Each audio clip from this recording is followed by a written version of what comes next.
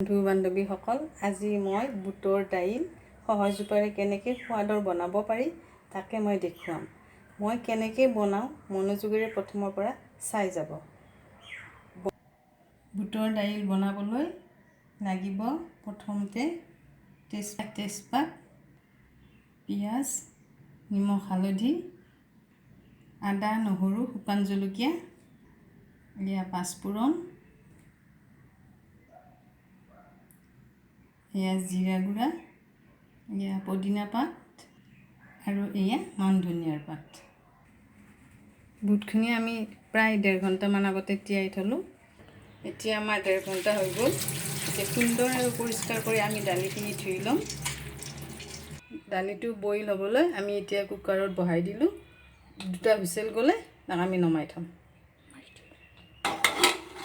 2টা হুইচেল গ'ল আমাৰ দাইলটো, এতিয়া আমি নমাই দিম। কেৰাহীটো আমি অলপ গৰম হ'বলৈ দিছোঁ। গৰম হ'ল, এতিয়া আমি তেল দিম। এতিয়া অকণমান পাঁচফোৰণ দি দিম আমি। 2 খিলা তেজপাত, 2টা শুকান জলকীয়া দিছোঁ, 2টা সৰু পিঁয়াজ দিছোঁ। আমি নিমখ সিজোতে দি দিছোঁ সোৱাদ অনুযায়ী। আৰু এতিয়া আমি পিঁয়াজৰ লগত হালধিটো অকণমান দি দিছোঁ, ভাজি ল'ম। আদা নহৰু এয়া দিছোঁ, আদা 4 ফুটা আৰু পিঁয়াজ নহৰু 4 ফুটা, আদা অকণমান দি দিছোঁ। এয়া পিঁয়াজটো অকণমান আমি ভাজি লৈছোঁ। ভাজি লৈ তাত অকণমান জিৰা গুড়াও পেলাই দিম। এইটো এয়া অকণমান লৰাই দিছোঁ আমি, অলপ ঢাকনিখন দি থ'ম বস্তুটো উতলিবৰ কাৰণে। এয়া আমাৰ দাইলটো হৈ গ'ল। নিজৰ অনুমান অনুসৰি জুইটো নমাই দিব।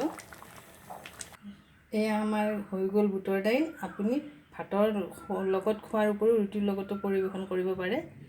Do not forget to subscribe and click the bell button. Thank you for watching.